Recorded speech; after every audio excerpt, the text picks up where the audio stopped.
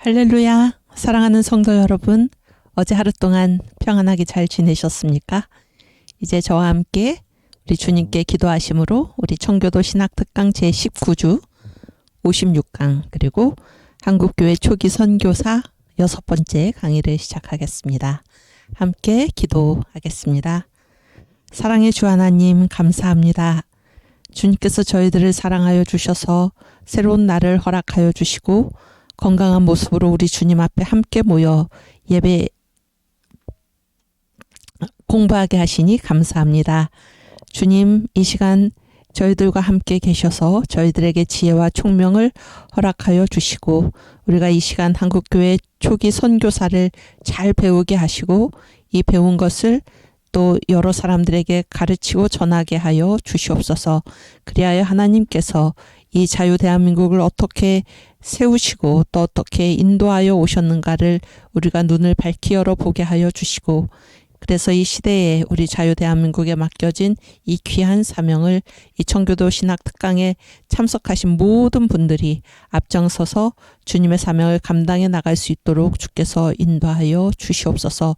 우리들의 삶이 늘 주님 앞에 있다는 사실을 기억하게 하여 주시고 주님 부르시는 저 새 예루살렘을 향하여 우리의 표대를 분명히 하고 주님 부르시는 그 길로 나아갈 수 있도록 저희들의 마음을 새롭게 하여 주시옵소서. 처음 시작하는 시간이 오니 마치는 시간까지 우리 주의 성령께서 함께 하심을 믿사옵고 감사하며 예수님의 이름으로 기도하옵나이다. 아멘. 네, 우리 사도신경으로 신앙 고백하겠습니다. 전능하사 천지를 만드신 하나님 아버지를 내가 믿사오며 그 외아들 우리 주 예수 그리스도를 믿사오니 이는 성령으로 잉태하사 동정녀 마리아에게 나시고 본디오 빌라도에게 고난을 받으사 십자가에 못 박혀 죽으시고 장사한 지 사흘 만에 죽은 자 가운데서 다시 살아나시며 하늘에 오르사 전능하신 하나님 우편에 앉아 계시다가 저리로서 산 자와 죽은 자를 심판하러 오시리라. 성령을 믿사오며 거룩한 공회와 성도가 서로 교통하는 것과 죄를 사하여 주시는 것과 몸이 다시 사는 것과 영원히 사는 것을 믿사옵나이다. 아멘. 네, 이사야 53장 1절에서 8절 말씀 함께 봉독합니다. 우리의 전한 것을 누가 믿었느뇨? 여호와의 팔이 네게 나타났느뇨? 그는 주 앞에서 자라나기를 연한 순 같고 마른 땅에서 나온 줄기 같아서 고운 모양도 없고 풍채도 없은즉 우리의 보기에 흠모할 만한 아름다운 것이 없도다. 그는 멸시를 받아서 사람에게 실어 버린 바 되었으며 강고를 많이 겪었으며 질고를 아는 자라. 마치 사람들에게 얼굴을 가리우고 보지 않음을 받는 자 같아서 멸시를 당하였고 우리도 그를 귀히 여기지 아니하였도다. 그는 실로 우리의 질고를 지고 우리의 슬픔을 당하였거늘 우리는 생각하기를 그는 징벌을 받아서 하나님에게 맞으며 고난을 당한다 하였노라. 그가 찔림은 우리의 허물을 인함이요 그가 상함은 우리의 죄악을 인함이라. 그가 징계를 받음으로 우리가 평화를 누리고 그가 채찍에 맞음으로 우리가 나음을 입었도다. 우리는 다 양 같아서 그릇 행하여 각기 제 길로 갔거늘 여호와께서는 우리 무리의 죄악을 그에게 담당시키셨도다. 그가 곤욕을 당하여 괴로울 때에도 그 입을 열지 아니하였으며 마치 도수장으로 끌려가는 어린 양과 털 깎는 자 앞에 잠잠한 양같이 그 입을 열지 아니하였도다. 그가 곤욕과 신문을 당하고 끌려갔으니 그 세대 중에 누가 생각하기를 그가 산자의 땅에서 끊어짐은 마땅히 형벌받을 내 백성의 허물을 인함이라 하였으리요. 아멘. 우리 신학의 정의 함께 공부하고 가겠습니다. 네, 신학의 정의는 첫 번째는 대상, 두 번째는 관점으로 얘기를 합니다. 신학의 대상은 창조주 하나님과 그의 피조의 세계, 다른 말로 하면은 전부입니다. 창조주 하나님과 그의 피조의 세계를 관점은 성경적 관점으로 이해하는 학문이 신학입니다. 네, 그래서 성경적 관점은 무엇인가? 주제, 성경의 주제, 성경의 기록 목적, 성경의 내용 다 예수님을 말을 하지요. 그래서 성경적 관점, 그러니까 예수, 예수를 중심으로 이제 하나님과 그의 창조의 세계를 이해하는 것입니다. 왜냐하면 성경의 주제, 기록 목적, 내용이 다 예수 그리스도이시기 때문입니다. 성경의 주제의 요한복음 5장 39절 말씀입니다. 너희가 성경에서 영생을 얻는 줄 생각하고 성경을 상고하거니와 이 성경이 곧 내게 대하여 증거하는 것이로다. 성경은 나에 대한 증거이다. 성경의 주제 예수님. 기록 목적 요한복음 20장 31절.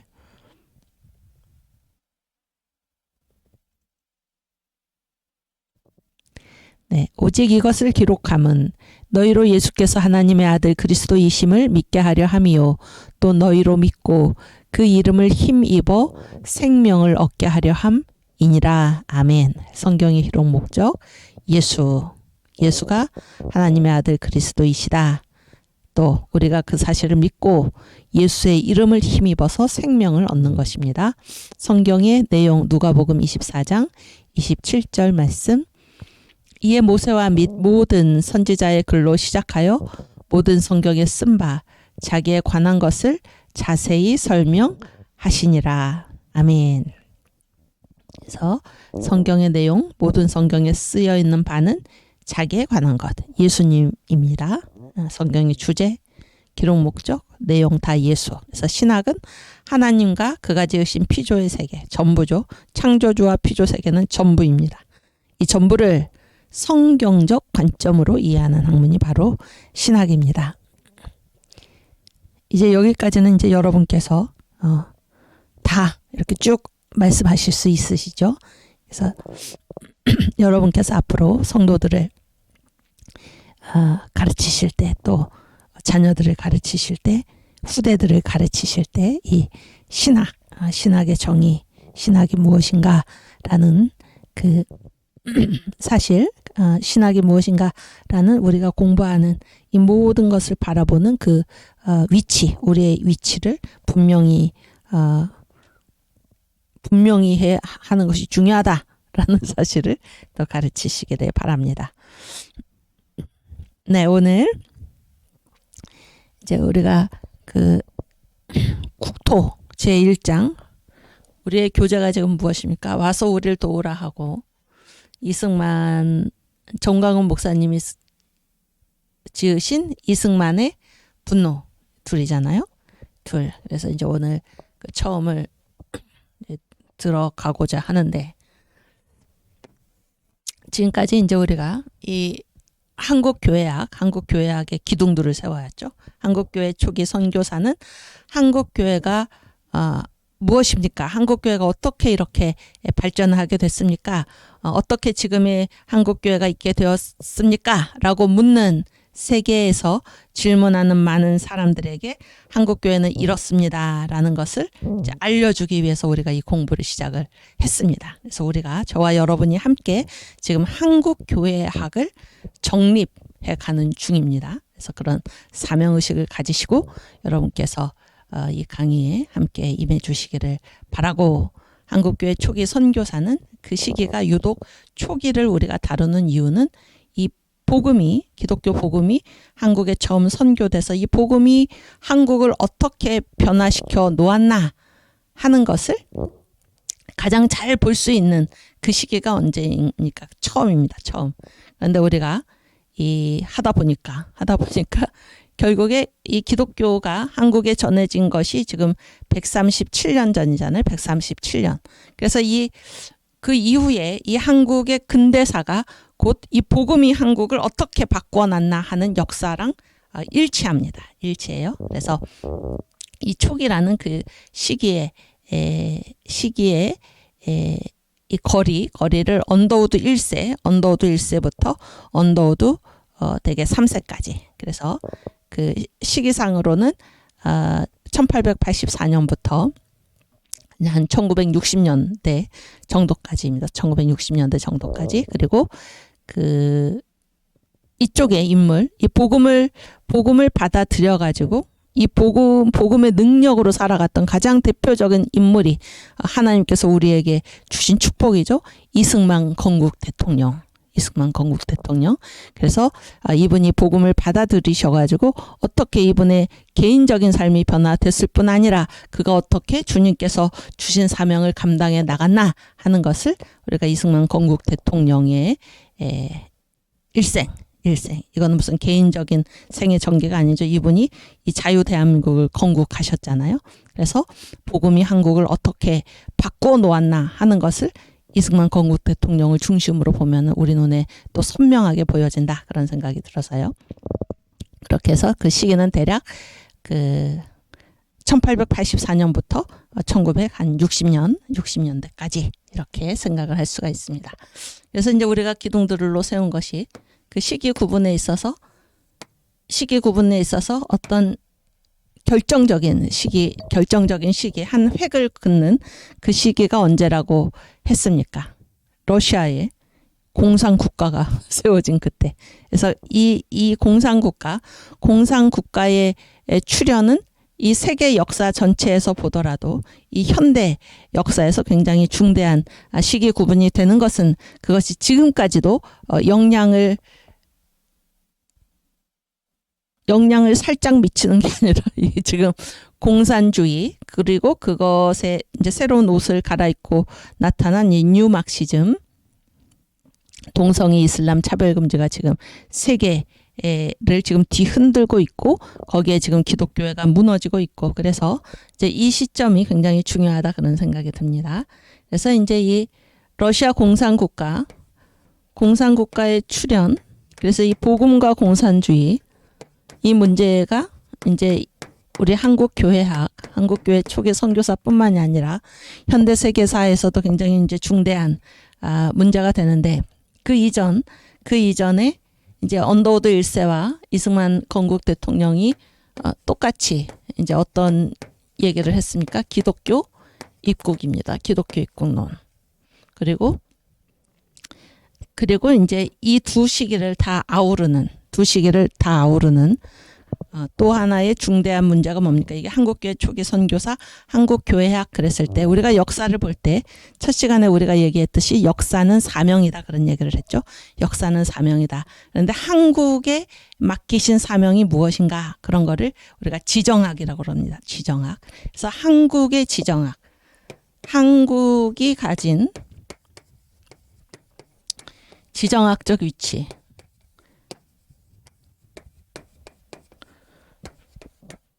지정학적 위치는 또 무엇을 우리에게 줍니까? 그 사명, 그 위치에 따른 사명이 있다 그런 얘기입니다. 사명.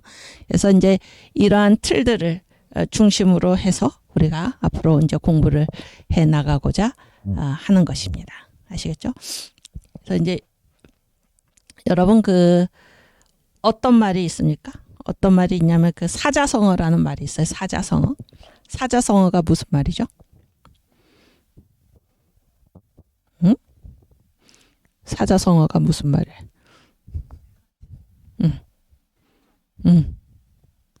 된 말. 아주 잘했어요. 그렇죠?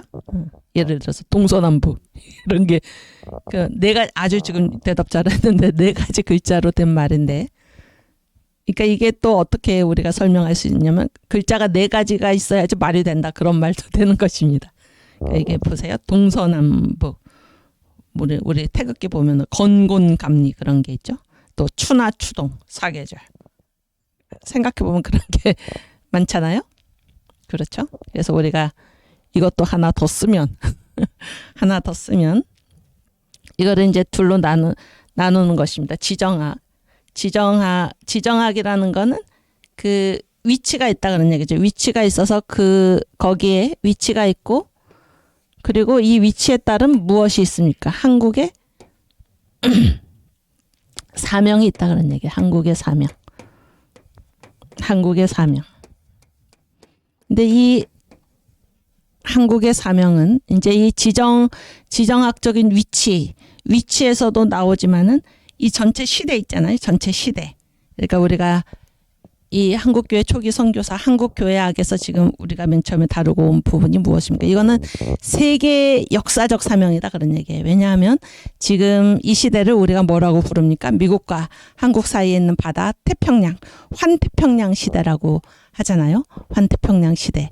그리고 이제 이 세계 역사에서 복음이 옮겨가는, 복음의 중심이 옮겨가는 것에 따라서 이제 이 세계 역사가 펼쳐져 왔던 것을 우리가 볼 수가 있습니다. 그래서 뭐 환지중해 시대 초대교회, 중세교회도 환지중해 시대, 그다음에 종교개혁 시대에는 환대서양 시대, 그다음에 현대에는 환태평양 시대라고 말을 하는 것은 지금 이 세계의 이 복음의 중심이 지금 어디에 있다는 것입니까? 미국과 한국에 있다, 이런 걸 우리가 공부를 하고 왔었지요. 그래서 이 한국의 사명, 이렇게 네 가지를 우리가 채운다면은 이러한 것들을 중심으로 해가지고 우리가 생각을 했으면 좋겠다, 그런 얘기입니다.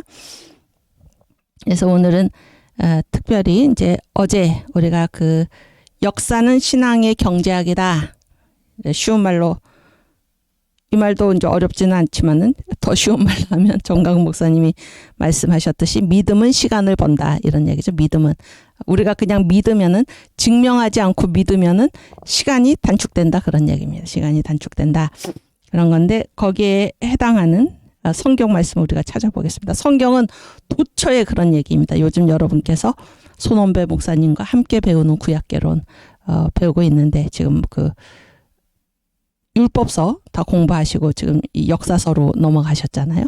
그런데 거기에 계속해서 하는 말이 무엇입니까?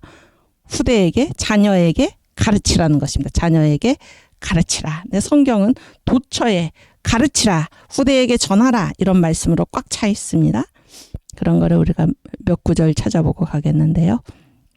구약성경 전도서 3장 15절.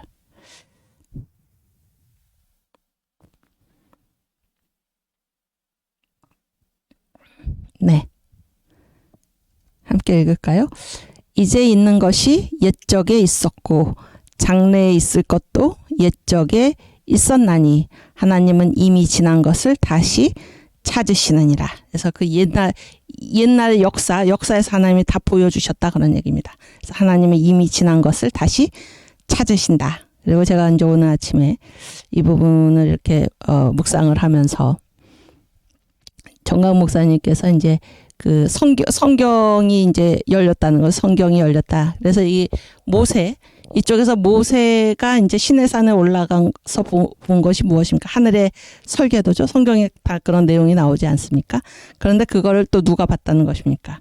바울이 삼층천에 올라가서 모세가 본 하늘의 식양, 하늘의 설계도를 이제 바울도 봤다, 이제 이런 얘기죠. 그래서 거기서 보니까 결국에 뭐가 보인다는 것입니까? 새 예루살렘. 그래서 여기서 핵심은 무엇입니까? 설계도가 있다는 얘기입니다. 설계도. 그러니까 설계도가 먼저 있고 그 이후에 이렇게 역사가 펼쳐진 것이지, 역사가 펼쳐지고 나서 나중에 설계도를 만드신 것이 지금 아니다, 그런 얘기잖아요. 성경이 지금 우리에게 그거를 보여주고 있다, 그런 말씀인데, 지금 이 전도서 3장 15절 말씀이 바로 그런 것입니다. 이제 있는 것이 언제 있었습니까?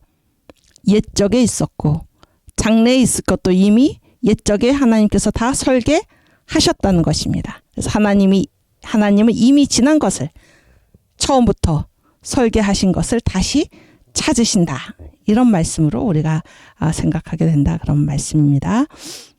그 다음에 누가복음 16장 31절. 지금 우리가 이 성경 말씀을 읽는 것은, 지금 찾고 있는 이 성경 말씀들은 역사가 중요하다, 역사를 가르쳐야 한다, 역사는 바로 후대를 위해서 기록된 것이다, 라는 것을 지금 성경 본문에서, 성경의 도처에서 역사를 기록해서 후대에게 가르치라, 라는 것을 지금 말씀하고 계시다, 그런 얘기입니다. 누가복음 16장 31절. 네, 함께 읽을까요? 가로되 모세와 선지자들에게 듣지 아니하면 비록 죽은 자 가운데서 살아나는 자가 있을지라도 권함을 받지 아니하리라 하였다 하시니라. 이게 어떤 얘기인지 아시죠? 이 내용 어딘지 아시죠? 그 그 부자와 거지 나사로 얘기죠. 거기에 나오는 얘기입니다. 그래서 부자도 죽고 거지 나사로도 죽어가지고 나사로는 아브라함의 품에 안기고 부자는 이제 이 음부에서 이제 고통을 받고 있는 것이죠. 음부에서 고통을 받고 있는데 이제 부자가 이렇게 쳐다보니까 자기 집 앞에서 구걸하던 거지가 아브라함의 품에 안겨 있는 거 보고 아버지 아브라함이요 나사로의 손끝에다 물 한 방울 찍어서 내 혀를 서늘하게 해 주십시오 이렇게 말을 했더니 아브라함이 안 된다. 우리와 너 사이에는 이 구렁이 있다. 그래서 갈 수 없다 그런 얘기죠. 그때 부자가 일찌감치 포기를 똘똘하니까 포기를 안 되는 줄 알고 이제 다른 부탁을 하죠. 그래서 죽고 나니까 이렇게 괴로운 곳이 있는데 나사로를 다시 보내가지고 살려보내서 내 형제 5명이 있는데 가서 증언하게 해주십시오. 그래서 착하게 하나님 말씀대로 잘 살고 이곳에 오지 않도록 이제 증언하게 해주십시오. 그랬더니 아브라함의 한 말이 무엇입니까? 갈 것 없다. 이미 그들에게는 뭐가 있다는 것입니까? 모세와 선지자가 있다 그런 얘기죠. 이게 이제 예수님이 비유로 하신 말씀인데 예수께서 비유로 하신 말씀 중에 나오는 모세와 선지자는 구약 성경입니다. 구약 성경. 그러니까 그들에게는 이미 구약 성경이 있으니까 그 나사로가 갈 필요 없다. 거기서 보면 된다 그런 얘기예요. 구약 성경에서 하나님 말씀을 들으면 된다. 그랬더니 이제 부자가 이번에는 고집을 굽히지 않고 그래도 죽은 자가 살아가가지고 전하면은 이 사람들이 듣지 않겠나. 뭐 모세와 선지자가 있어도 그렇게 얘기를 했더니 지금 이 16장 31절이 바로 아브라함의 대답입니다. 다시 읽을까요? 가로되 모세와 선지자들에게 듣지 아니하면 비록 죽은 자 가운데서 살아나는 자가 있을지라도 권함을 받지 아니하리라 하였다 하시니라. 그래서 모세와 선지자는 지금 성경 말씀이고 역사죠. 역사. 이 구약 성경은 몇 년 동안 이것이 하나님의 말씀이다 이렇게 이스라엘 백성들과 함께 있었습니까? 2000년 동안 이것은 하나님의 말씀이다 이렇게 해서 이스라엘 옆에 항상 하나님의 말씀으로 있었는데 이 역사에서 듣지 않으면은 아무리 죽은 자가 나사로가 살아나가서 전한다고 하더라도 권함을 받지 않을 것이다 이런 얘기입니다. 그래서 역사가 뭐보다 더 무게가 있다는 것입니까? 역사가 죽은 자가 살아나는 것, 죽은 나사로가 살아나는 것을 뭐라고 부릅니까? 두 글자로 뭐라고 할까요?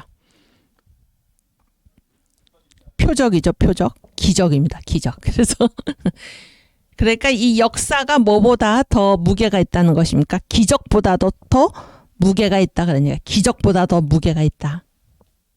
그런데 이제 부자는 어리석게도 이 역사보다 뭐가 더 권위가 있다고 본 것입니까? 기적이. 그러나 지금 아브라함이 분명히 하는 말은 무엇입니까? 역사에서 배우지 않는 자는 아무리 기적이 일어난다고 해도 듣지 않을 것이다. 이런 얘기를 하는 것입니다. 오케이. 그 다음 또 신명기 32장 7절 신명기 32장 7절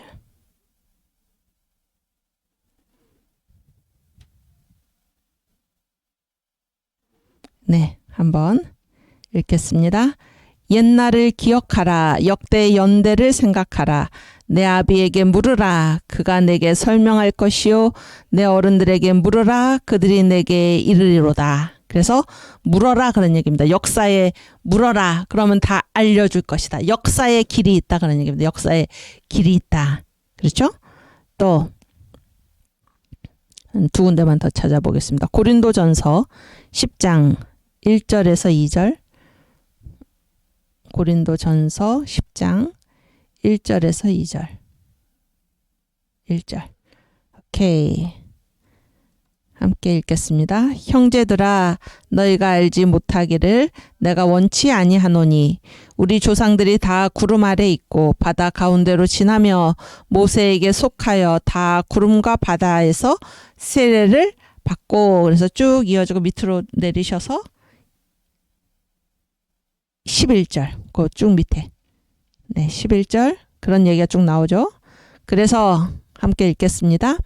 저희에게 당한 이런 일이 거울이 되고 누구한테? 우리한테. 저희에게 당한 이런 일이 거울이 되고 또 말세를 만난 우리의 경계로 기록하였느니라. 아멘. 이 역사가 기록된 목적이 무엇입니까? 우리에게 역사의 거울을 보여주기 위해서 또 이 말세를 지금 살아가고 있는 우리들의 경계, 우리들을 깨우치고 우리들을 훈계하기 위해서 역사가 기록되었다 하는 것입니다. 또 로마서 15장 4절 네, 하나만 더 찾아보겠습니다. 로마서 15장 4절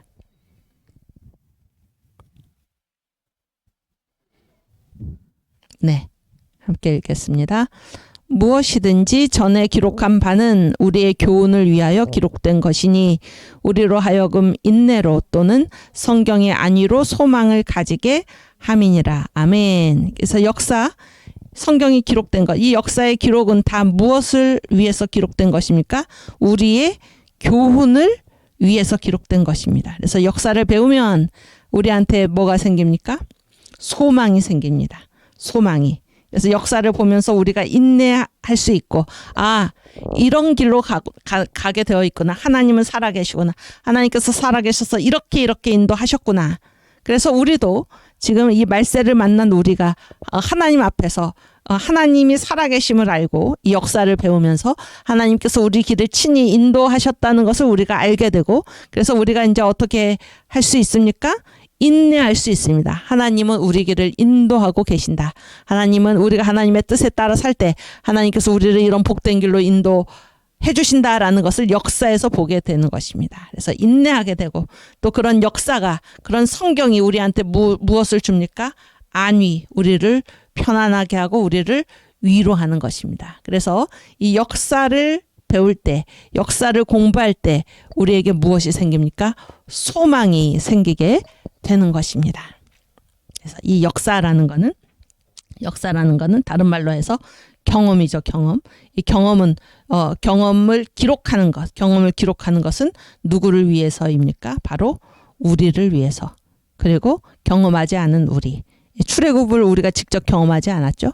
그런데 이 출애굽 하나님께서 이렇게 이스라엘 백성을 인도해 내셨구나라는 것을 보게 될 때 우리가 지금 이 애굽의 노예 생활과 같은 그러한 아주 비참한 상황에 있다고 하더라도 하나님께서 이렇게 이스라엘을 구원해 내셨구나라는 것을 우리가 알면서 인내하게 되고 거기서 평안과 위로를 받게 되고 또 주님을 바라보면서 소망을 가지게 되는 것입니다. 그래서 역사를 배우는 것이 우리의 소망이요, 우리의 갈 길을 밝혀주는 것이요.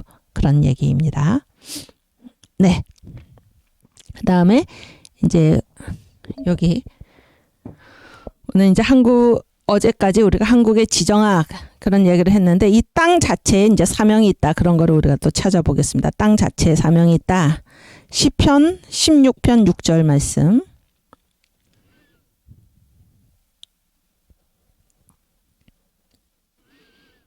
6절. 그 위에. 오케이. 네, 함께 읽을까요?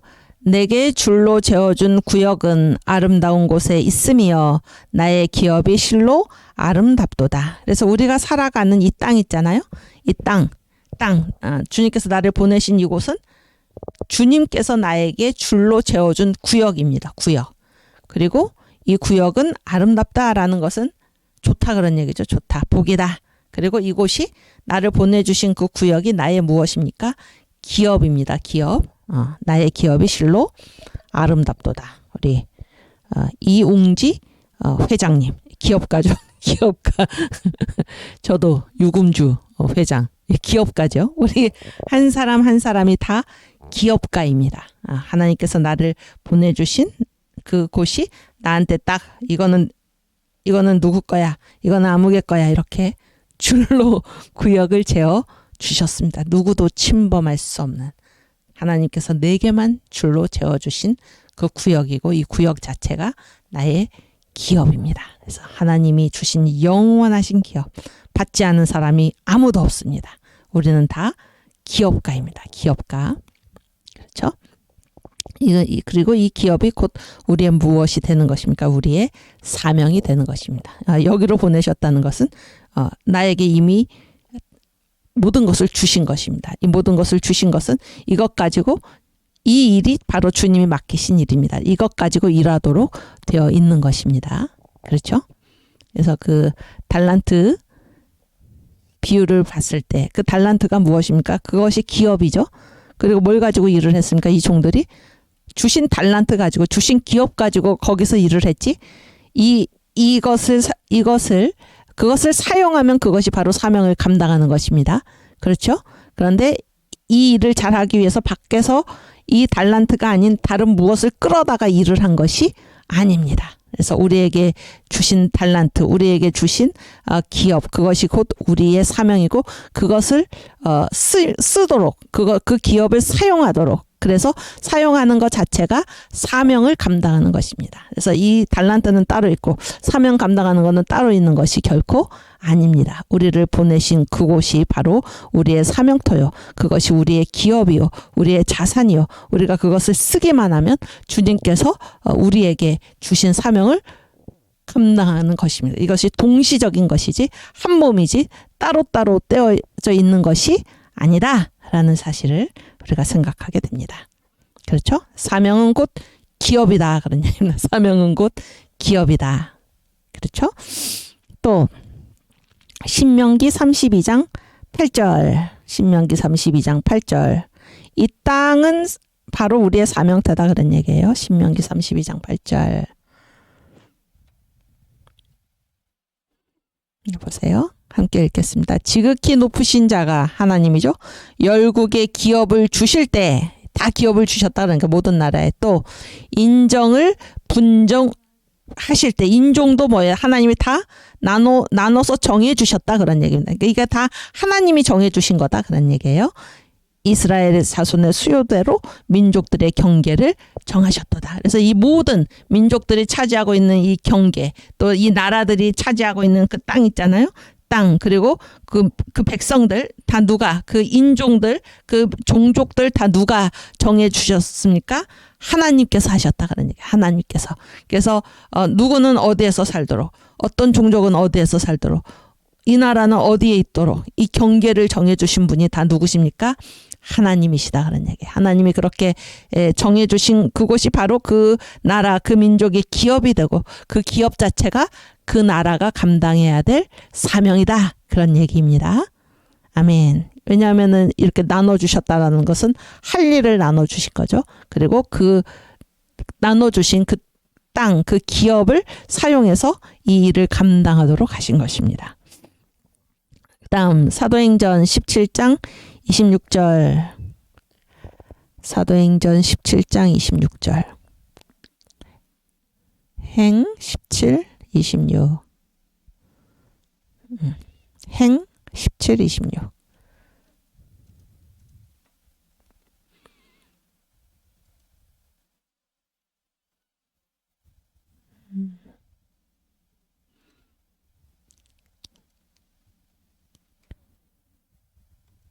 행 17, 26. 신약이죠, 신약. 오케이.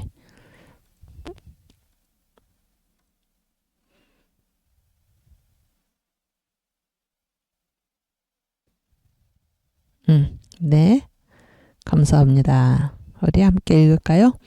인류의 모든 족속을 한 혈통으로 만드사 온 땅에 거하게 하시고 저희의 연대를 정하시며 거주의 경계를 하나셨으니. 그렇죠? 그래서 인류의 모든 족속을 한 혈통으로 만드사, 우리가 다 하나님께 지음받은 존재들이죠.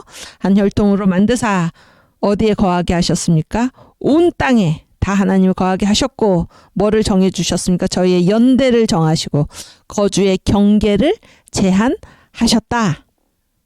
다 누가 하신 일입니까? 하나님께서. 그래서 내가 우연히 우리 부모님 밑에서 태어난 게 아닙니다. 하나님께서 보내신 것입니다. 내가 우연히 한국에 살게 된 것이 아닙니다. 하나님께서 나를 이곳에 보내셨고 내가 우연히 이 시대에 한국에서 살아가게 된 것이 아니라 하나님께서 연대를 정하시고 거주의 경계를 정하셨다 그런 얘기입니다. 왜 그렇게 정해 주셨을까요? 거기가 너의 사명터다. 이렇게 정하셔서 우리를 보내셨다라는 것입니다. 우리를 보내셨다. 아멘. 그래서 이 땅과 사명, 땅이 우리에게 주어져 있다. 이 땅이 우리에게 주어져 있다는 것은 그곳이 바로 나의 사명터다 그런 얘기입니다. 이 대한민국을 하나님께서 그곳에 두셨다라는 것은 거기에서 우리가 감당해야 될 사명이 있다라는 것입니다. 그래서 땅은 곧 사명이다. 이 생각을 우리가 하게 됩니다. 또 연대, 우리가 지금 이 시대에 살아가게 된 것은 무엇입니까? 이때가 바로 이때 감당해야 될 사명이 있기 때문에 우리가 이 시대에 이곳에서 살아가게 된다. 지금 환태평양 시대에 한국에 복음의 빛이, 복음의 중심이 한국에 있다. 미국과 한국에 있다라는 것은 하필 이 시대에 복음의 중심, 촛대가 지금 한국에 있다는 것은 우리가 감당해야 될, 이 시대에 우리가 감당해야 될 사명이 있다 그런 얘기입니다. 그래서 이 사명은 항상 이제 두 가지 차원이죠. 땅, 어디에서 사는가 그런 얘기죠. 또 시대, 어떤 시대에서 사는가, 거기에 우리의 사명이 있다라는 것입니다. 그래서 이게 바로 땅과 사명의 관계입니다. 전도서 1장 4절.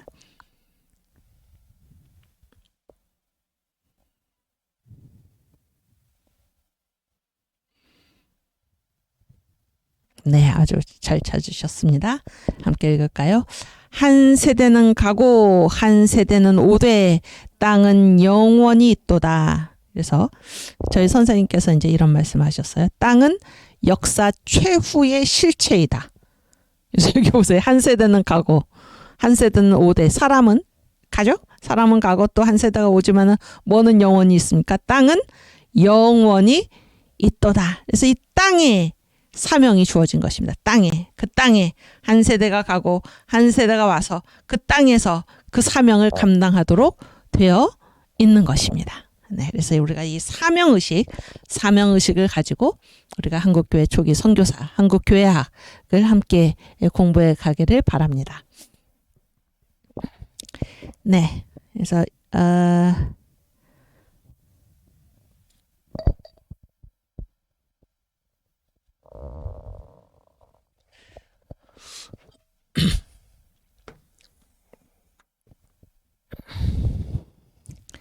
오늘은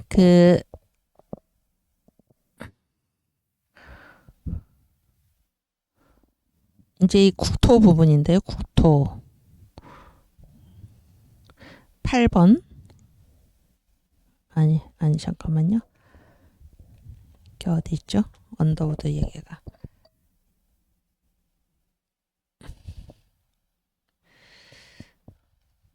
8번인가요? 한번 보겠습니다. 그게 아니고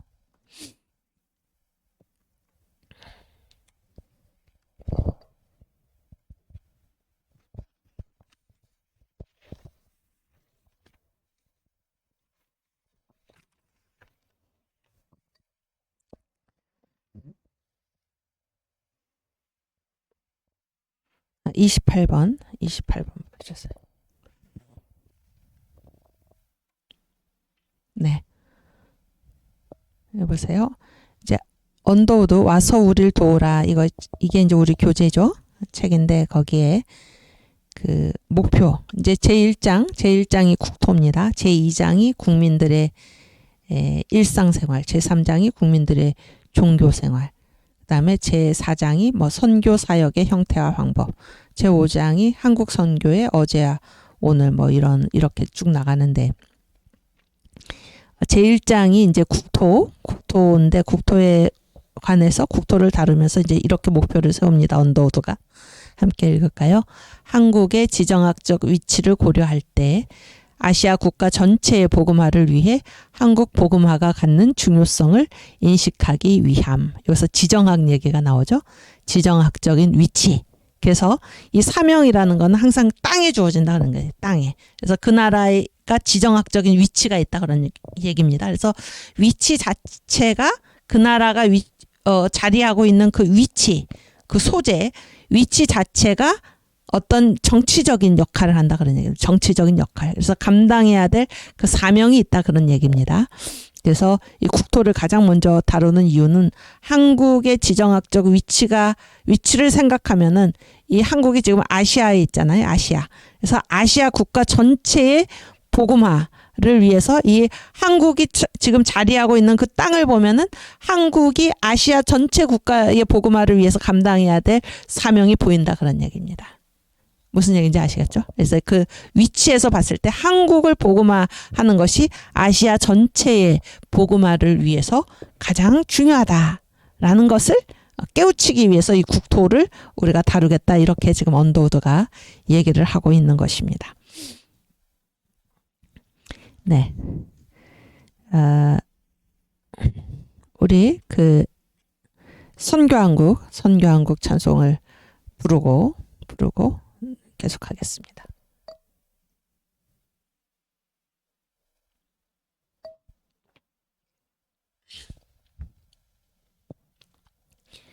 영원한 주님의 십자가 사랑 우리를 재촉하시네. 복음 들고 예루살렘 향해 일어나 너 거침없이 나가라. 모진 고난 핍박이 와도 우리 믿음 더욱 견고해 선포하리 하나님 나라 주님의 교회 승리하리라. 주님의 명령 따라 한국교회 일어나리라. 죽음 앞에서라도 돌아서지 않으리. 부흥의 불길 따라 선교 한국 일어나리라. 우리 주님 다시 오실 때까지. 아멘. 여기 찬양 가사에도 보면은 뭐에 따라 한국교회 일어납니까? 주님의 부흥의 불길 따라 또 한국교회 일어나리라. 주님의 뭐 따라? 그렇지. 주님의 명령 따라. 네, 우리 이웅지 청년 선생님께서 지금 대답 잘하고 계신데 제가 며칠 전에 막 질문을 하고 그랬는데 나중에 가서 보니까 그때 분탕자를 소탕하고 계셨는데 제가 그것도 모르고 질문을 해가지고 네, 아주 바쁜 하루를 보내셨던 것 같아요. 주님의 명령 따라. 여러분의 명령이 무엇입니까? 명령이 지금 우리가 강조하고 있는 사명입니다. 사명. 한국에 사명이 있다 그런 얘기. 한국에 사명이 있다. 또 그 밑에 보세요. 부흥의 불길 따라 뭐 선교 한국 일어나리라. 여러분 선교 있잖아요. 선교를 영어로 뭐라고 그럽니까? 몰라? M으로 시작하는 거.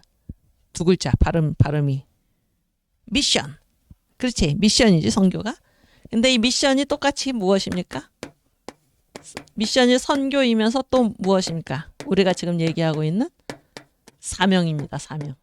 그래서 왜 영화 있잖아요. 영화. 미션 임파서블. 그렇지? 거기에 미션은 선교입니까? 사명입니까? 미션 사명이지. 불가능한 임무라는 거죠. 불가능한 임무. 선교하고 사명이 둘 다 미션이잖아요. 미션. 그럼 보세요. 우리의 존재 있잖아요. 우리의 존재. 주님의 명령 따라 한국교회 일어나리라. 이 한국교회라는 존재는 자기 자신의 영광을 위해서 있는 게 아니에요. 명령이 있다 그런 얘기. 명령이. 이게 바로 사명입니다. 제가 저번에 사명의 길이, 사명의 이 거리하고 길이, 시간적인 길이하고 생명의 길이가 똑같다 그런 얘기잖아요. 그래서 우리의 생명은 사명과는 관계없는 생명은 있을 수가 없어요. 그렇지 않습니까? 그래서 사명은 누가 주시는 것입니까? 지금 우리가 성경에서 쭉 읽었듯이 다 누가 정해주신 거예요. 하나님이 정해주셨죠. 그 위치도 정해주시고, 그 다음에 연대, 시간의 길이도 딱 하나님이 정해주시고, 거주의 경계, 여기까지가 너희 땅이다. 이것도 다 하나님이 정해주셨잖아요. 그러니까 이 역사에서 우리가 존재할 때 다 뭡니까? 거주의 경계와 그 다음에 우리의 연대가 다 정해져서 살게 돼 있는데 이게 다 하나님이 정해주신 거잖아요. 그렇죠? 그러면 그게 바로 우리의 사명입니다. 그래서 이 사명과 관계없이 하나님과 관계없이 우리가 이 땅에서 살아가는 그 시간이라는 것은 가능합니까? 불가능합니까? 불가능해요. 역사는 완전히 사명입니다. 제가 이렇게 얘기를 할게요.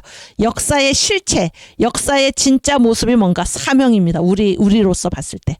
사명과 관계없는 존재라는 것이 이 역사에서 있을 수가 없어요. 왜냐하면 이 역사는 하나님이 다스리고 계시기 때문에 하나님이 다 일을 맡기셔가지고 보내셨고, 그래서 이 사명이 끝나면은 하나님은 어떻게 하십니까? 데려가시죠. 데려가십니다. 그래서 역사는 사명이다. 이 사실을 기억하시고, 이 지금 찬양에서도 보면 주님의 명령 따라 한국교회 일어나리라. 그래서 한국교회는 자기가 무슨 자기 한국교회의 존재 가치를 결정하는 게 아닙니다. 자기가 스스로 목적을 정하는 게 아니에요. 그 명령을, 그 사명을 누가 주십니까? 하나님이, 주님께서 맡기신 사명이 있다. 그런 얘기입니다. 주님께서 맡기신 사명. 그것이 무엇입니까? 선교한국, 선교한국. 그렇죠. 근데 이 선교한국이 이러한 환태평양 시대의 이 선교한국, 우리에게 지금 복음의 촛대가 있고, 그래서 주님께서 우리를 이 한국을 통해서 이 마지막 남은 이 중화 문화권 내 나라들의 복음을 전하도록, 그렇죠? 복음을 전하도록. 그래서 그 가장 앞서서 우리가 지금 이 복음을 전해야 되는데 누가 그 길을 가로막고 있습니까? 그래서 지금 우리가 한국교회학을 배우고 한국교회 초기 선교사를 배우는 이유가 지금 주사파 정권, 그렇죠? 북한의 김정은, 이 세습 왕조와 결부된 한 몸인 한 몸통인 이 주사파 정권, 그렇죠? 주사파 정치가들, 또 주사파에 물든 이런 사람들, 공산주의자들,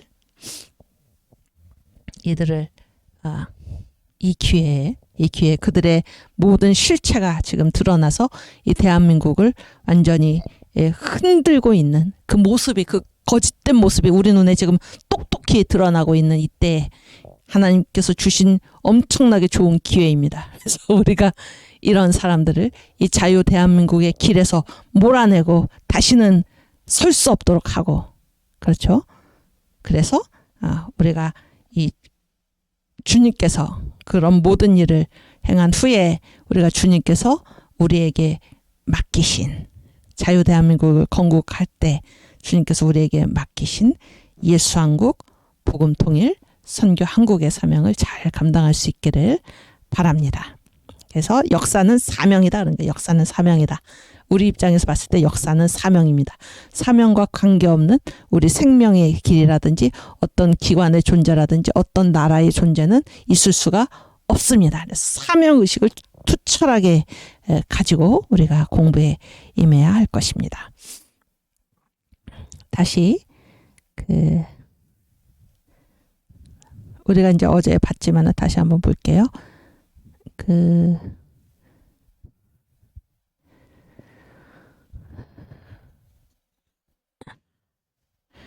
18번 38선의 지정학 보세요.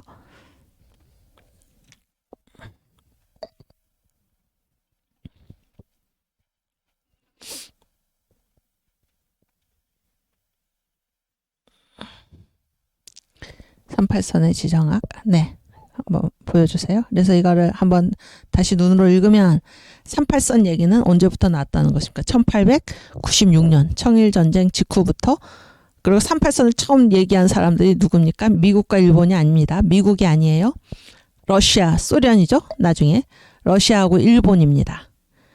그러면 이 나라들은 그러니까 이렇게 이제 이 38선에 우리가 지정학을 얘기를 하면은 우리나라는 어쩔 수 없이 그런 운명에 처해 있어서 그런 생각을 할 수가 있죠. 그렇지 않아요? 그래서 이 동북아의 이제 완충지, 동북아의 이렇게 이 공산 세력과 그 다음에 이 자유 세력의 완충지로서 이제 한반도는 영원히 이렇게 남과 북이 나뉘어진 상태로 가야 한다. 이렇게 생각하기 쉽죠? 그렇지 않습니까? 그런데 하나님께서 이 한국을 하나님께서 우리 민족에게 이 한국을 주셨을 때 이 나라를 나눠서 주셨습니까? 하나님께서? 아니죠. 아닙니다. 그래서 이 한국에 주님께서 맡기신 사명이 있다 그런 얘기. 한국에 이건 이제 됐습니다. 한국에 맡기신 사명이 있다 그런 얘기예요. 한국에. 그래서 아까 몇 번이었나요? 그 언더우드 얘기한 게 그 국토의 사명. 국토에 관한 질문이 몇 번이었나요? 28번. 네. 여기 보세요. 한국의 지정학적 위치를 고려할 때 아시아 국가 전체의 복음화를 위해서 한국 복음화가 갖는 중요성을 인식하기 위함이다. 그래서 한국의 지정학적 위치를 말할 때 이것이 지금 남한과 북한이 나뉘어진 상태입니까? 아니죠. 이게 1908년에 이런 말을 했을 때 남한과 북한이 나뉘어진 상태로 각각 사명을 갖는 것이 아닙니다. 한국의 지정학적 위치. 그래서 우리나라에 주님께서 이 땅을 여기에 두셨을 때는 이 나라가 감당할 사명이 있다 그런 얘기예요. 전체로서 감당하는 것이지 북한 따로 남한 따로로서 우리에게 주신 사명이 있는 것이 아닙니다. 우리 애국가도 어떻게 되어 있습니까? 찬송가죠. 애국가도 무엇입니까? 대한 사람 대한으로 길이 보전하세 무궁화 삼천리 화려강산. 이 삼천리라는 것은 한반도 전체죠. 한반도 전체지 이 남한만 삼천리가 아닌 것입니다. 그렇죠? 그래서 이런 지정학적인 요소 때문에 한국은 계속해서 분당 상태로 가야 한다라는 것은 누구의 생각입니까? 누구의 논리입니까? 하나님이 주신 사명을 생각하지 않는 하나님께서는 한국을 처음부터 나눠서 세우신 게 아닙니다. 나눠서 세우신 게 아니에요. 이 한국은 하나님으로부터 이 한반도 전체가 하나님으로부터 받은 사명이 있다라는 사실을 인정하지 않는 그래서 인간의 어떤 이 인간의 논리로 어떤 국가 이익적인 논리로 바라보는 사람들이 얘기하는 것이 무엇입니까? 어쩔 수 없다. 38선은 나눠져야 된다. 라는 얘기를 혹시 하는 사람들이 있다면은 하나님께서 한국 전체를 우리에게 주셨지 남한만 우리에게 주신 것이 아닙니다. 북한만 남북한이 따로따로 다른 사명을 감당하도록 주신 것이 아니다 라는 사실을 우리가 기억해야 할 것입니다. 울컥하는데 또 애국가를 부르고 그 다음에 삼천리반도 금수강산 남국학 선생의 찬양을 우리가 부르겠습니다. 이렇게 옛날 찬송가 버전으로 부르겠습니다. 아니 이거 가사는 두세요. 가사는 두고 찬송가 곡조로 동해물과 백두산이 마르고 닳도록 하나님이 보호하사 우리나라 만세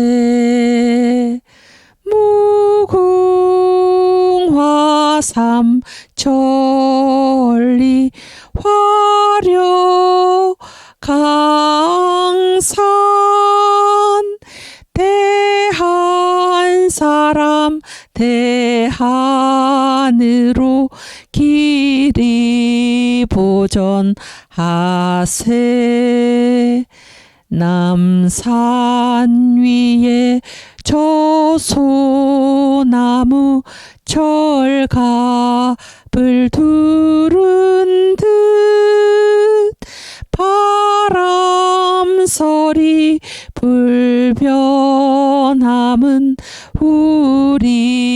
이기상일세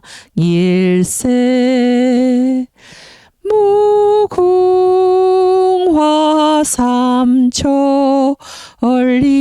화려 강산 대한 사람 대한으로 길이 보전하세 가을 하늘 공활한데 높고 구름 없이 밝은 달은 우리 가슴 일편단시 밀세 무궁화 삼천리 화려 강산 대한 사람 대한으로 길이 보전하세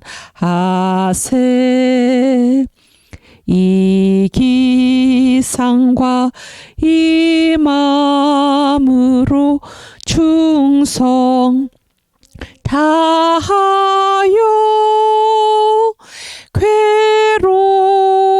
괴로우나 즐거우나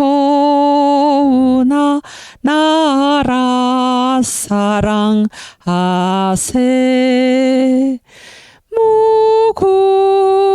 무궁화 삼천리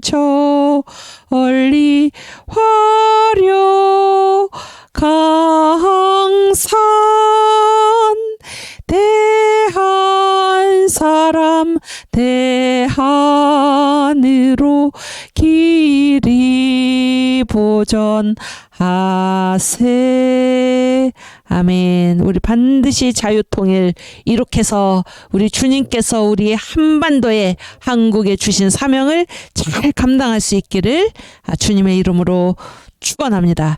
예수 한국 복음 통일 아멘. 그래서 복음으로 통일해서 이 복음의 빛으로 중국, 인도, 이슬람 강을 넘어서 예루살렘까지 복음의 빛으로 선교한국의 사명을 감당할 수 있기를 주님의 이름으로 축원합니다. 이 사명의식을 가지고 삼천리 반도 금수강산 하나님 주신 동산 이 동산에 할 일 많아 사방의 일꾼을 부르네 하나님께서 우리 한국 사람들을 부르고 계십니다. 아멘. 찬양 부르겠습니다. 삼천리 반도 금수강산 하나님 주신 동산 삼천리 반도 금수강산 하나님 주신 동산 이 동산에 할 일 많아 사방의 일꾼을 부르네 곧 이날에 일 가려고 누구가 대답을 할까 일하러 갔세 일하러 가 삼천리 강산 위에 하나님 명령 받았으니 반도 강산에 일하러 가세 삼천리 반도 금수강산 하나님 주신 동산 삼천리 반도 금수강산 하나님 주신 동산 봄 돌아와 밭갈 때니 사방의 일꾼을 부르네 곧 이날에 일 가려고 누구가 대답을 할까 일하러 갔세 일하러 가 삼천리 강산 위에 하나님 명령 받았으니 반도 강산에 일하러 가세 삼천리 반도 금수강산 하나님 주신 동산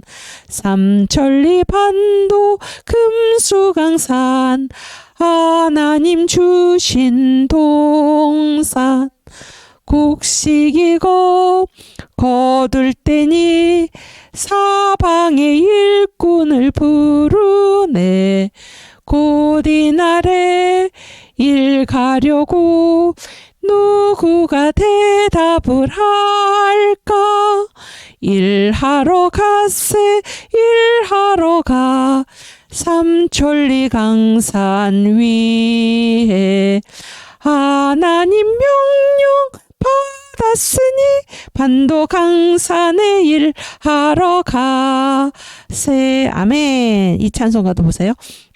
삼천리 반도 금수강산 누가 주셨습니까? 하나님이 주셨어요. 하나님이. 그래서 하나님이 주신 걸 알기 때문에 이 기업을 이 땅을 나에게 주셨다. 시편 16편 6절의 말씀대로 이 땅을 나에게 하나님이 주셨다는 것을 알면은 그때 우리의 자세 이 땅에 사는 우리의 자세가 무엇입니까? 일하러 가세 일하러 가. 삼천리 강산 위에 이 땅 왜 주셨습니까? 일하라고. 누가 명령하셨습니까? 하나님 명령 받았으니 반도 강산에 일하러 가세. 우리의 일터는 하나님이 주신 이 땅이다 그런 얘기예요. 주신 건 주신 거고 우리의 일은 다른 데 가서 하는 게 아니에요. 일터 자체가 우리의 사명지고 그렇죠? 이 일터에 그 사명을 감당할 수 있는 모든 것을 하나님께서 주셨다 그런 얘기예요. 그것을 쓰는 것, 사용하는 것, 우리에게 주신 일을 하는 것, 우리에게 맡기신 이 모든 자원을 쓰는 것 자체가 그 자체가 주님의 일을 이루어가는 것이다. 이 찬송에서도 지금 분명하게 나타나 있지 않습니까? 그렇죠? 일하는 것 자체가 복입니다. 일하는 것 자체가 하나님의 일이고 일하는 것 자체가 우리의 복이고 일하는 것 자체가 우리 인생의 보람입니다. 이 땅에 하나님께서 할 일을 주셨다. 삼천리 반도 금수강산 비단에 수놓듯이 아름다운 이 강산에 하나님이 주신 이 동산 이곳이 바로 우리의 사명터다. 아멘. 선교한국 이 한국 자체에 우리 주님께서 사명을 주셨다. 땅과 사명, 국토의 사명, 이 국토 이것이 곧 하나님께서 우리에게 주신 기업이요 하나님께서 우리에게 주신 사명이다 라는 사실을 우리가 기억할 수 있기를 바랍니다. 그래서 아까 28번 다시 오늘 여러 번 나오는데 28번 이 국토의 목표 왜 국토를 다루는가? 한국의 지정학적 위치를 고려할 때 아시아 국가 전체의 복음화를 위해 한국 복음화가 갖는 중요성을 인식하기 위함이다. 여러분 여기에는 세계 역사에 대한 인식이 있습니다. 지금 이 세계 역사는 하나님께서 주장하시는 역사이고 결국에 이 모든 나라에 복음을 전하는 것이죠. 복음을. 그래서 언도드가 보기에 지금 이 세계 역사에서 아시아가 아직 복음화되지 않았는데 그런 얘기예요. 그래서 한국을 보더라도 이 세계 역사의 흐름에서 보는 것입니다. 무슨 얘기인지 아시겠죠? 그랬을 때 아시아 국가 전체를 복음화하는 일이 중요한데 한국의 지정학적인 위치를 보라. 아시아 국가 전체의 복음화를 위해서 반드시 무엇이 먼저 한국의 복음화가 먼저 돼야 되고 이것이 키, 중추, 가장 중요한 역할을 누가 할 것인가? 한국이 할 것이다. 이런 얘기를 지금 하고 있는 것입니다. 그러면 아시아에 한국만 있습니까? 아닙니다. 중국도 있고 일본도 있고 중국 전체를 복음화하는 게 우선 중요하죠. 그 면적에서 보나 무엇으로 보나 그러나 그렇게 말하지 않고 이 지정학적 위치 한국의 지정학적 위치를 보라. 한국의 사명이 있다는 것입니다. 중국과 일본 사이에 일본은 이제 막 1908년 기준으로 일본은 갑자기 이 동양에서 서양의 이 백인 기독교 문명국가 러시아를 완전히 꺾고 동양에서 가장 오래된 한 번도 남의 나라의 공격을 받아보지 못하는 중국 청나라를 무너뜨리고 그런 일본 그런데 일본을 복음화시키는 것이 아시아 전체 국가 전체의 복음화를 위해서 중요하다 그렇게 얘기하지 않습니다. 그렇죠? 또 중국 가장 역사가 오래되고 그렇죠? 중화 문명. 그래서 이 중국의 문명으로 지금 한국에도 영향을 미치고 뭐 이렇게 일본에도 영향을 미치고 또 동남아시아의 여러 나라들에서도 영향을 미치는 그런 중추적인 역할을 하고 있는 이 중국을 복음화하는 것이 아시아 국가 전체 복음화를 위해서 중요하다 그렇게 말하지 않습니다. 지금 한국의 지정학적인 위치 그리고 한국이 이때 1908년에 이런 말을 했다고 한다면은 이미 23년에 한국 선교를 보면서 한국이 얼마나 이 기독교를 체질적으로 받아들이고 자기의 것으로 그런 나라는 한국밖에 없다는 것입니다. 중국은 1842년에 개신교가 처음 선교됐죠. 영국의 모리슨 선교사. 그러나 한국보다도 50년도 더 넘게 훨씬 이전에 개신교가 선교되었음에도 불구하고 그 성과는 찾아볼 수 없을 정도로 미미하게 그치고 일본은 기독교를 기독교로 받아들이지 않고 문명만을 가지고 오고 자기들의 신도 천황제는 그대로 유지하고 그러나 한국을 뭐라 그러니까 한국은 기독교를 완전히 체질적으로 자기들의 유일한 신앙으로 받아들인 이 한국.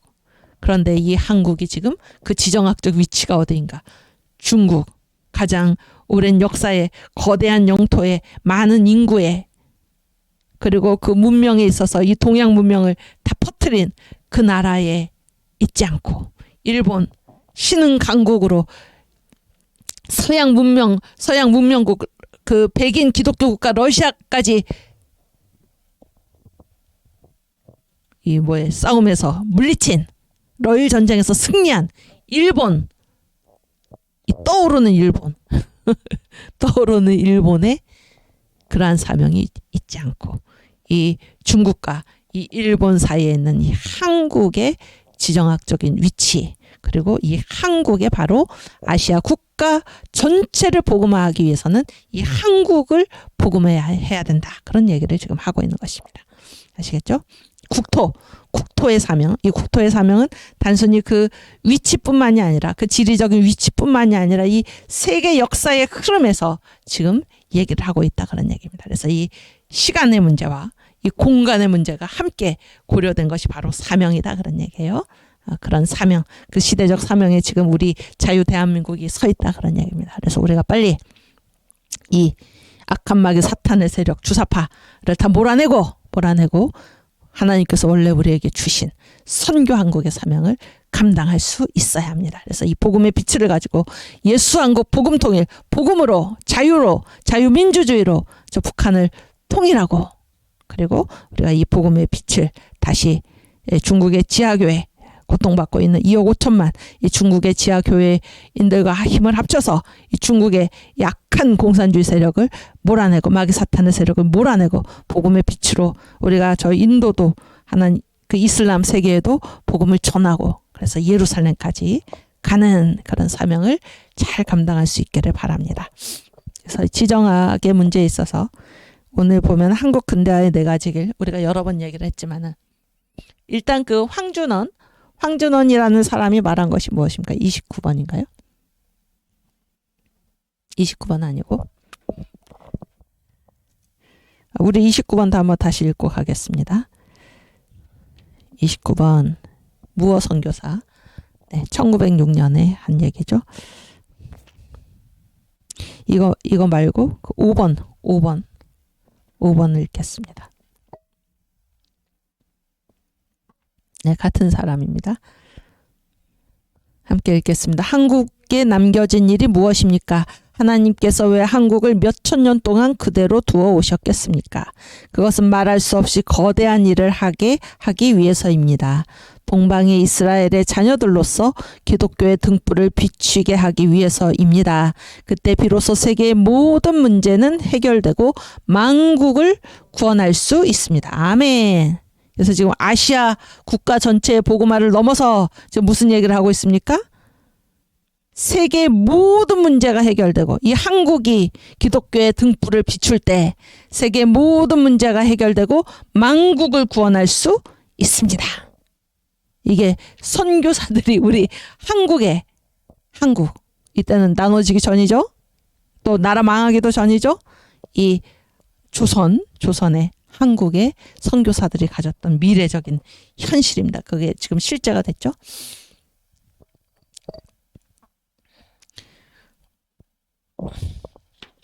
20 몇 번이죠?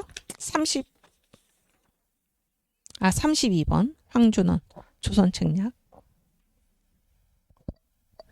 그래서 이제 1880년에 황준원이라는 사람이 이제 중국 사람이죠. 중국 사람이 이렇게 뭐야 이렇게 조언을 한 것이죠. 조언.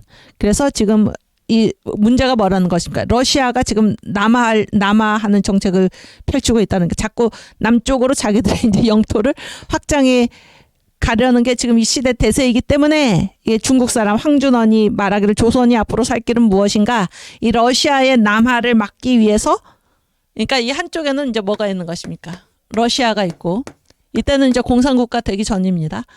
그래서 한국이 어떻게 해야 된다는 것입니까?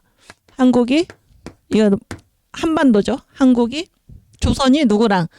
중국하고 일본하고 미국하고 손을 잡아야 된다. 이렇게 얘기를 한 것이잖아요. 그렇죠? 그렇습니다. 그리고 이제 그 이후에 그 한국 근대화의 네 가지 길, 한국 근대화의 네 가지 길. 그래서 이 한국이 어떻게 근대화를 할 것인가, 이런 부분에서 이제 네 가지 입장이 있었다 그런 얘기예요. 저는 제가 말씀드렸지만은 친중. 그러니까 이제 어떤 나라들하고 친하게 지내면서 한국을 근대화시키겠다 이런 얘기예요. 그래서 친중 근대화가 있었습니다. 친중 근대화. 이때는 이제 이거는 그 공산국가가 아직 아닙니다. 공산국가가 아니고, 원래 이제 한국이, 조선이 뭐예요? 중국의 속국으로 여겨질 정도로 많이 의존하고 있었잖아요. 그래서 밖에다가 이제 중국은 청나라는 항상 조선이 자기들의 속국이다 이렇게 선전하고 다녔죠. 근데 친중 근대화를 주장하는 사람들이 한국에 있었다 그런 얘기예요.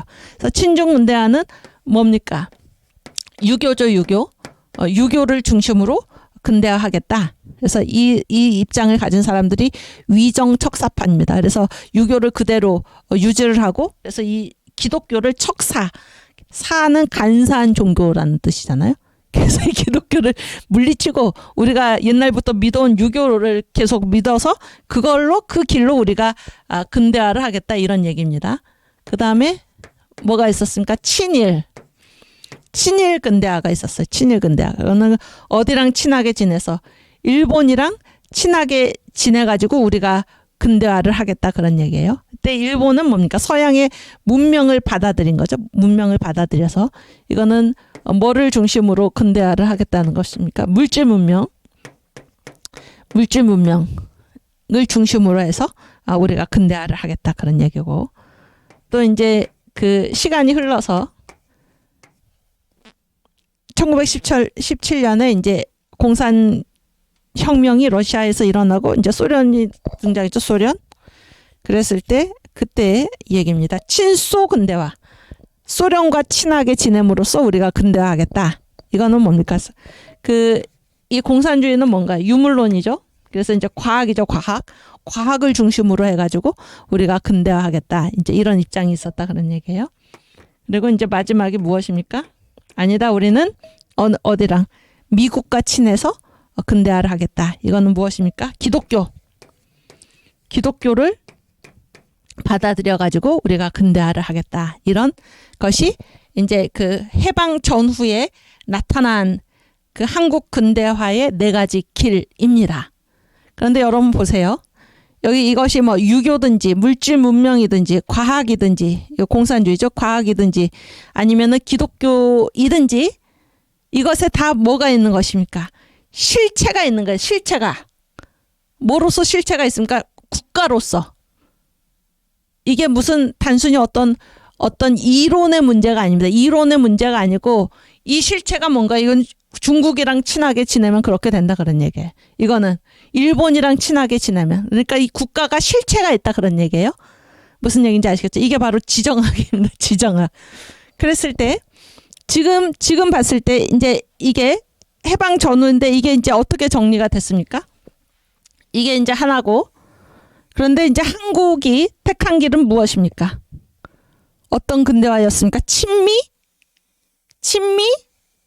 근대화였죠. 친미 근대화. 그리고 이제 이 일제 시대 때 계속 일본과 이제 한국이 부딪히면서, 일본은 뭡니까? 물질 문명 중심으로 근대화를 해갔던 것입니다. 그랬을 때 그때 우리가 한국계 찬송가사 오늘 따로 뽑아놓진 않았는데 길선주 목사 기억나시죠? 길선주 목사님. 길선주 목사님이 설교 시간에 이 금연 담배 얘기했다는 거죠. 담배. 그래서 이제 이 어린아이들까지 다 동원해가지고 이 담배 공장에서 일을 하도록 하는 그러한 것에 대해서 이제 막 비판을 했다는 것입니다. 그래서 예수 믿는 사람들은 그런 일을 해서는 안 된다. 막 그런 얘기를 하니까 일본 헌병이 잡아갔다는 것이죠. 그래서 경고를 했다는 것이죠. 이 담배는 뭐 국가에서 하는 일인데 요즘도 뭡니까? 전매청 있죠. 전매청? 한국 담배 인삼 공사죠. 공사가 누가 하는 겁니까? 공사가. 이게 사기업이 아니지. 공사는 나라에서 하는 거예요. 이 심각한 얘기지. 일본도 지금 또 제가 이렇게 갑자기 내 기억이 정확한지 이 조선 총독부 수입에 지금 퍼센트가 생각이 안 나는데 어마어마한 부분이 지금 이 한국에서 이 조선에서 식민지 조선에서 술하고 담배를 파는 그 돈에 그 세입에 또 갑자기 생각 안 나네요. 거의 전체가 거기에 의존할 정도로 그러한 악한 일을 행하고 있었는데 이제 길선주 목사님이 그런 폐단을 지적을 하니까는 왜 이 담배는 국가에서 하는 일인데 일본에서 하는 일인데 그런 얘기를 하는 거는 뭐 국가에 도전하는 것이다. 이렇게 지금 그 길선주 목사님한테 경고하고 그래서 그럴 것 때문에 이제 길선주 목사님이 곤란을 겪었다라고 이 얘기를 이승만 건국 대통령께서 1913년에 쓰신 한국교회 핍박에서 그 얘기를 적어놓고 있습니다. 적어놓고 있어요.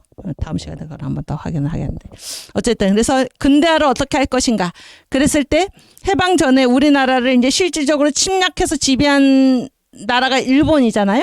그러니까 일본은 어떤 길로 끌고 가려는 것입니까? 한국을 물질 문명으로 근대화시키겠다는데 한국의 근대화의 목적이 있었던 게 아니고 이들이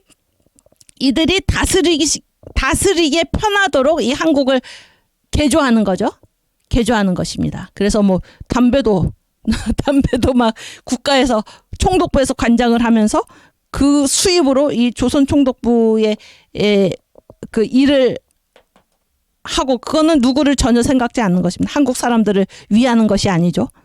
네? 담배를 그렇게 팔아가지고 이 한국 사람들의 정신을 다 마비시키고 이런 일이잖아요. 결코 한국을 위한 일이 아닙니다. 그렇죠? 그런데 일제시대 때 기독교가 미국의 선교사들 기독교를 통한 근대화 이것을 실질적으로 이루어내지 않았습니까? 그렇죠? 그래서 이 양대 세력이 충돌을 했다. 그런 얘기고 이제 오늘은 어떻습니까? 오늘날 어제 얘기했지만 다시 한번 얘기하면 뭐가 있을까? 대륙동맹이 있죠? 대륙동맹은 무엇입니까? 북한하고 중국하고 러시아죠. 러시아. 그다음에 해양동맹은 어디입니까? 우리 대한민국하고 미국하고 일본이죠.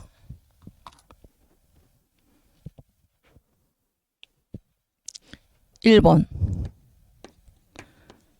그랬을 때 여기 보세요. 여기에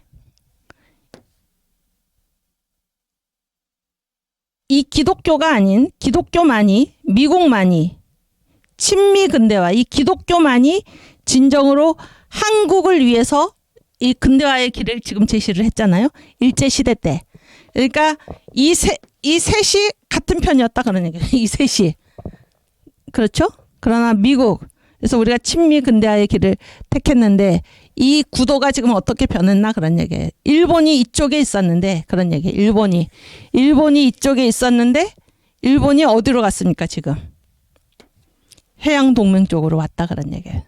그래서 원래 이 자유대한민국은 원래 미국과 연결이 되어 있고 친미 근대화죠. 기독교로 근대화. 그런데 이 라인에 지금 일본이 와 있고 자유 라인이죠. 자유의 길이고 이쪽은 이 사람들을 억압하는 공산국가 이 라인에 지금 북한과 중국과 러시아 그러니까 중국과 러시아가 이쪽으로 지금 가 있다 그런 얘기예요. 이쪽으로 가 있다. 그래서 이게 지금 한국의 지정학적인 위치 그리고 그에 따른 이제 한국의 사명인데 우리가 이러한 현실을 보면서 지금 여기서 이제 주장하듯이 중국이나 이 러시아나 한국이 통일되기를 원하지 않는 이유가 무엇입니까? 그러면 자기들의 바로 코앞에서 누구를 자기들이 스스로 상대해야 됩니까? 세계 최강대국 미국을, 그렇죠? 이 자유진영을 자기들이 바로 앞에서 맞닥뜨려야 하는 것입니다. 그래서 결코 통일을 원하지 않는다. 그리고 전에 정강 목사님 인터뷰에서 말씀하셨듯이 미국이 혹시 그러한 염려, 한국이 통일되면 중국으로 가서 붙지 않을까, 중국에 붙지 않을까라는 염려 때문에 혹시 그런 생각이 있으신 것도 같은데 그러면서 그러나 우리 한국은 지금 완전히 이거는 이 기독교 나라다 그런 얘기죠. 기독교 나라. 그랬을 때 이런 지정학, 그러니까 한국의 지정학적 위치 때문에 이 완충지로서 북한과 이 자유대한민국이 서로 나뉘어져 있어야 된다라는 것을 우리에게 얘기할 수 없다 그런 얘기입니다. 왜냐하면 하나님께서는 한국을 처음부터 한반도 전체를 이 나라로 우리에게 분정해 주신 것이지, 하나님께서 우리의 기업으로 주신 것이지 남한만을 우리에게 기업으로 주신 것이 아니다라는 얘기예요. 그래서 이 한반도 전체에 우리의 사명이 있다라는 것을 우리가 생각을 할 때 그러한 어떤 이 한국을 둘러싼 이런 그 각 나라의 이해관계 때문에 한국이 나누어져 있어야 된다라는 것을 우리에게 강요할 수도 없고, 한국은 반드시 자유통일이 되어서 우리 주님께서 우리에게 맡겨주신 사명을 잘 감당해야 한다라는 사실을 우리가 기억하고 그러한 복음통일, 예수한국 복음통일, 이 자유통일을 위해서 우리가 기도하면서 나아가야 할 것입니다. 아멘. 그래서 이 복음통일이라는 것은 보세요. 한국이 지금 이 북한에 누가 있습니까? 북한에 지하교인들이 있죠. 지금 중국에 누가 있습니까? 중국에 가정교회가 있죠. 2억 5천만이라고 그러죠. 네, 북한은 제가 뭐 또 갑자기 정확하게 생각 안 나지만 70만인가? 예, 지하교인들이 있고, 이러한 지정학적인 위치에 관계없이 복음으로 일단 통일이 되어서 중국이 저렇게 지금 못되게 이 세계에서 아주 못된 역할을 도맡아 하는데, 북한이 가장 그렇고 중국이 그 다음으로 못된 역할을 도맡아 하는데, 이러한 이 악한 연결고리를 끊는 그 길이 무엇입니까? 복음으로 하나 되는 것입니다. 복음으로. 그래서 우리 한국이 자유통일이 될 경우에 한국이 중국의 저 가정교회의 성도들과 함께 이 중국 붉은 용, 이 나라, 이 악한 공산주의 나라를 무너뜨리고 복음을 전하고 복음을 전해서 우리 주님 오실 길을 예비하는 그런 일들을 우리가 감당할 수 있다 하는 것입니다.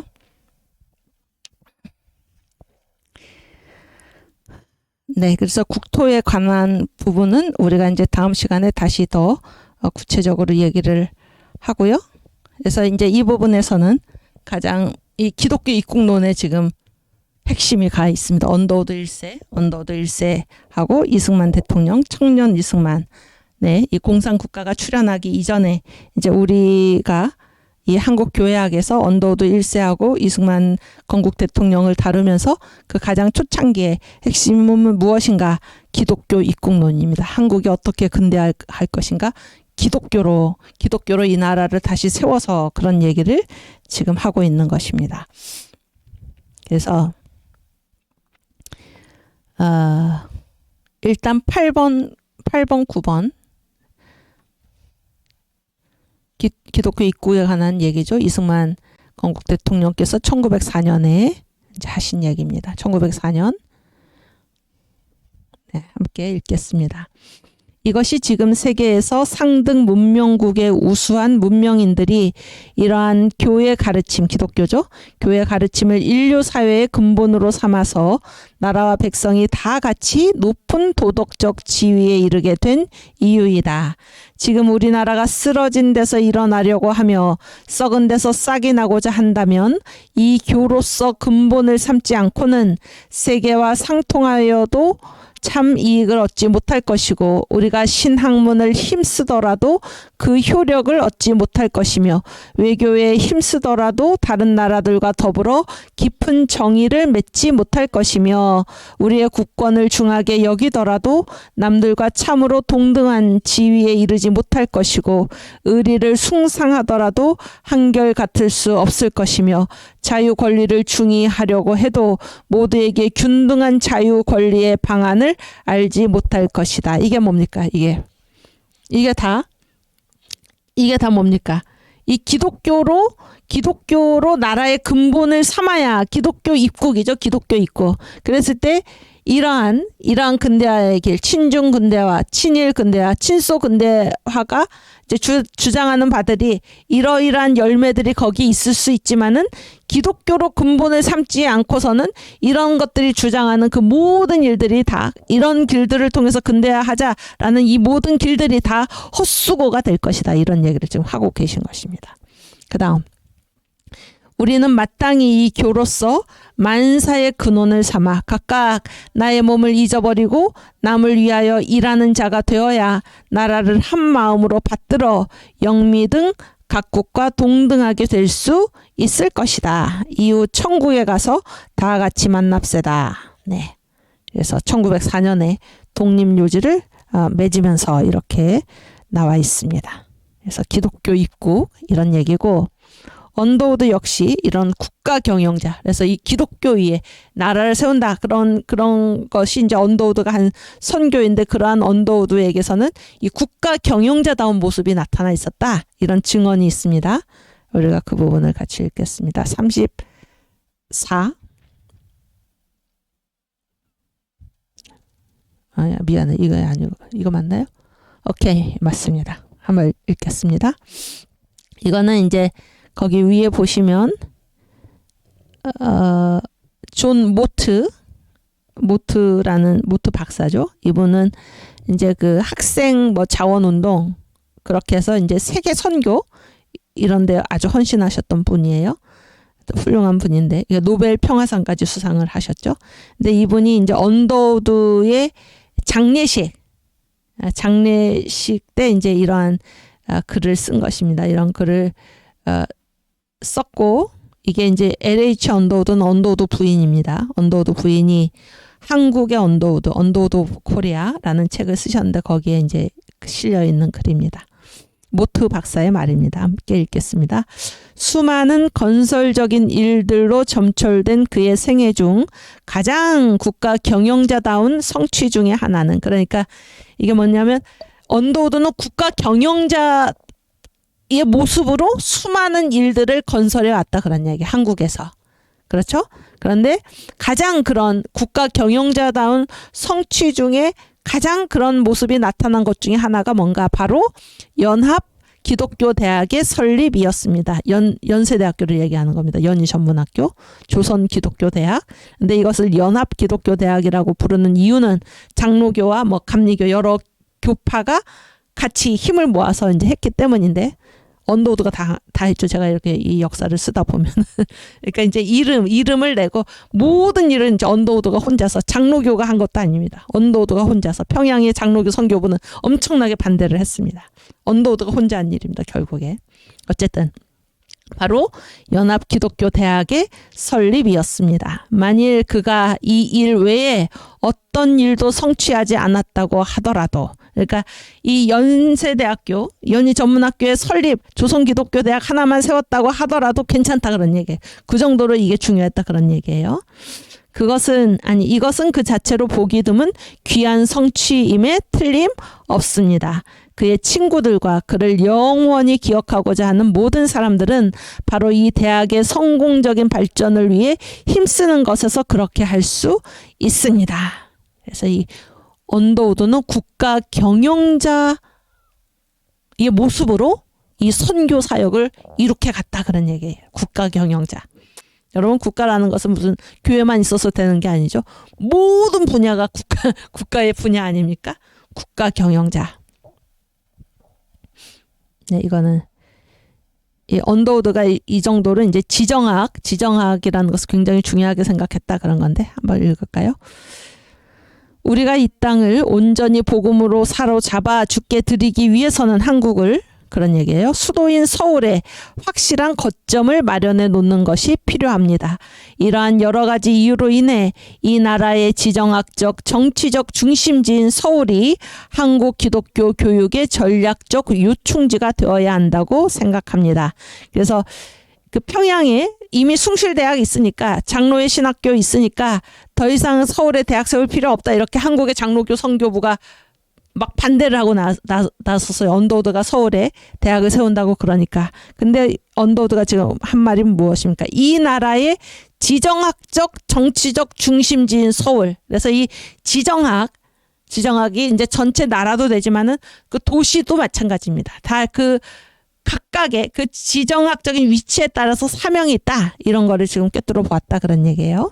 오케이. 오늘 여기까지 하고 다음 시간에 또 계속하겠습니다. 우리 주기도문으로 마치겠습니다. 하늘에 계신 우리 아버지여, 이름이 거룩히 여김을 받으시오며 나라의 임하옵시며 뜻이 하늘에서 이룬 것 같이 땅에서도 이루어지이다. 오늘날 우리에게 일용할 양식을 주옵시고 우리가 우리에게 죄 지은 자를 사하여 준 것 같이 우리 죄를 사하여 주옵시고 우리를 시험에 들게 하지 마옵시고 다만 악에서 구하옵소서. 대개 나라와 권세와 영광이 아버지께 영원히 있사옵나이다. 아멘. 네, 감사합니다. 다음 주에 뵙겠습니다.